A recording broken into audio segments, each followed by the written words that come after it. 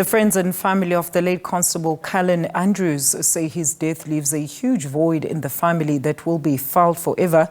Speaking at the funeral, Police Minister Senzo Mchunu says the police need to be proactive in bringing gangsterism to an end, and the state also plans to legislate the prevention of gang forming.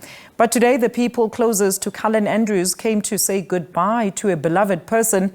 SABC News reporter Lerato Fekisi was there. A kind-hearted, selfless, good-hearted young man who dedicated his life to the service of others are some of the words they've used by those who attended the funeral to describe the late Callan Andrews, who was gunned down and killed on the 31st of December. I'm joined this afternoon by his cousins and friends who describe him as a superman, always there for his family and dearly will be missed in his absence.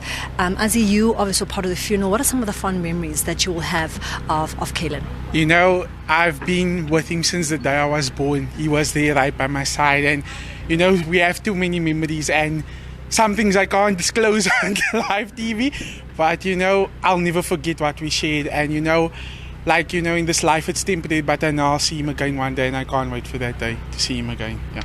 And then Dylan, you recently visited your cousin. You're from Ireland, so you recently saw him for a short time. It must really be heartbreaking for you to see him for such a short time and then for his life to be taken so tragically. I mean, honestly, just meeting him was a pleasure, and I could feel how kind and warm of a soul he was. And even after only seeing him for 2 days until he passed, he made such an impact, and it's even more heartbreaking that he's gone now.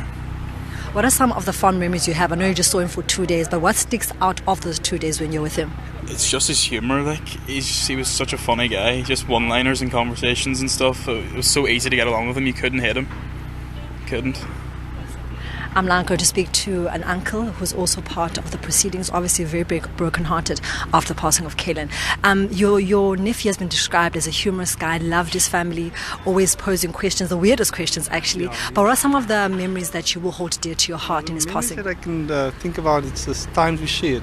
Just his presence made a difference. He was he used to have a lot of sleepovers, and I didn't spend a lot of time. I would leave them in the lounge to watch movies. He used to love watching other movies. I wouldn't share in that, and I always reprimanded them about it. But just hearing the laughter from my room emanating from the lounge, sitting on the sofa and watching movies, just his presence brought a lot of joy to us, and we devastated. But like my son, as he said, it's this life on earth is only temporary. We'll meet him one day, and we can find solace in the fact that hopefully one day we'll meet him again for all good. And that will inspire us to be good as well.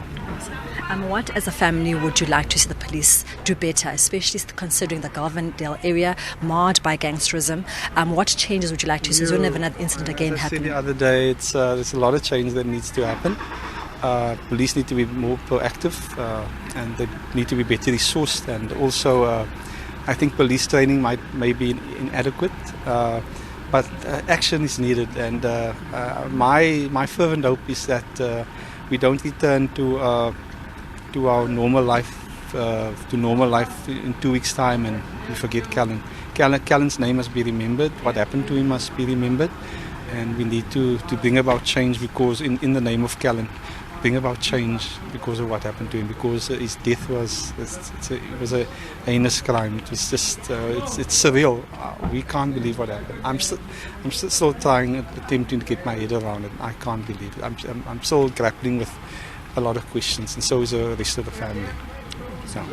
Well, those were the friends and family of the late Callan Andrews, who tragically died on the 31st of December, was shot and then later died in hospital, sharing beautiful memories of Callan, saying that he had a good sense of humour. His cousin from Ireland saying that they only met him for 2 days, but just his wit, his charm, his charisma will be some of the things that they hold on to in his absence. And his uncle saying that, a lot of change needs to take place, especially in the northern areas where gangsterism continues to be a huge problem for the police and general residents as well.